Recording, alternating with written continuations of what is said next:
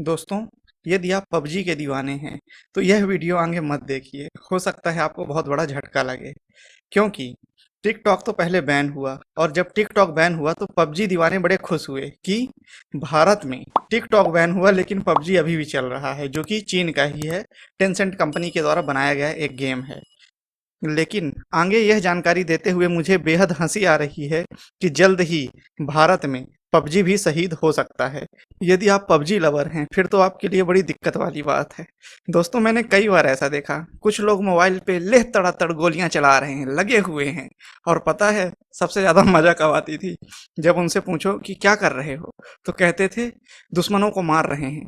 हम कहे कहाँ है दुश्मन? तो कहते हैं मिलिट्री बेस कैंप में अभी अभी उतरे हैं, 12-14 दुश्मन है, उन सभी को मारना है।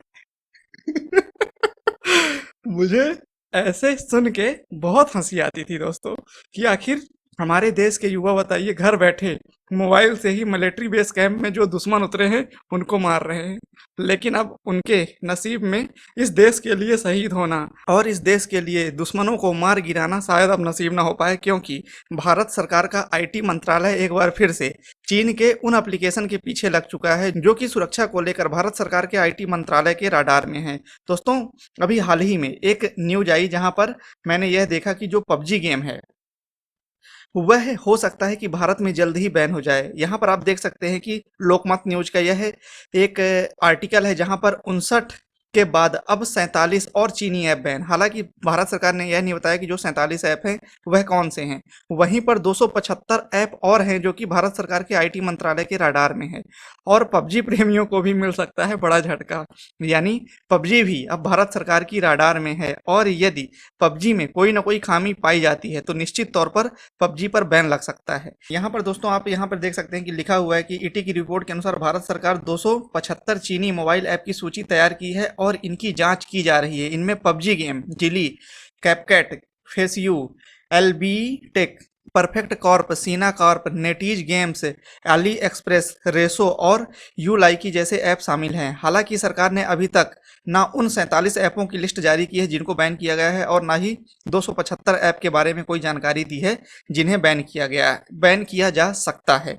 लेकिन दोस्तों, इस बात में कोई दो राय नहीं है कि भारत ने जो स्वच्छ भारत अभियान चालू किया था उसके बाद आत्मनिर्भर भारत अभियान चालू हुआ और अब डिजिटल सफाई अभियान भी चालू हो चुका है, जहां पर एक के बाद एक भारत सरकार चीन के उन सभी एप्लीकेशन को बैन करने की तैयारी कर चुकी है जहां पर भारत को सुरक्षा या प्राइवेसी को लेकर कहीं ना कहीं उन एप्लीकेशन के जरिए खतरा महसूस हो रहा है। हालांकि दोस्तों, पबजी यदि बैन होता है तो यहाँ पर ज़्यादा दुखद उन लोगों के लिए नहीं होगा जिनके बच्चे पबजी ज़्यादा खेलते थे और उनके माता पिता बहुत ज़्यादा परेशान थे कि उनका बेटा पबजी खेल रहा है। कई केस तो ऐसे भी सुनने को मिले थे दोस्तों जहाँ पर 16-16 लाख रुपए बेटे ने बाप के अकाउंट से उड़ा दिए केवल पबजी में कुछ चीजें खरीदने के लिए। मेरे हिसाब से दोस्तों, इन सभी ऐप को बारीकी से जांच की जानी चाहिए और यदि कहीं ना कहीं सिक्योरिटी को लेकर खतरा महसूस होता है भारत सरकार को तो कतई कोताही नहीं बरतनी चाहिए इन एप्लीकेशन को बैन करने पर। फिर चाहे पबजी हो, टिकटॉक हो या फिर कोई भी ऐसा एप्लीकेशन हो जो कि भारत की निजता और सुरक्षा को लेकर कहीं ना कहीं सेंध लगा रहा हो।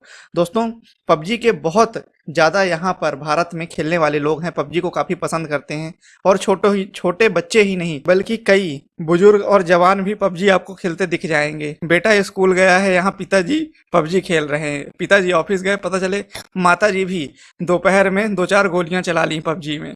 तो दोस्तों, पबजी यदि बैन होता है तो थोड़ा सा झटका जरूर लगेगा, लेकिन कोई फिक्र वाली बात नहीं है। सुरक्षा ज़्यादा जरूरी है दोस्तों, और यदि सुरक्षा के मद्देनजर भारत सरकार यदि पबजी को भी बैन करती है तो हमें भारत सरकार का साथ जरूर देना चाहिए। दोस्तों, आपका इस बारे में क्या विचार है कमेंट कर जरूर बताइए। वीडियो पसंद आया हो तो वीडियो को लाइक और शेयर जरूर करें और पबजी यदि शहीद होता है तो श्रद्धांजलि के लिए 2-4 मिनट मौन व्रत भी रख लीजिएगा। फिलहाल के लिए आज के वीडियो में बस इतना ही दोस्तों। जय हिंद, जय भारत।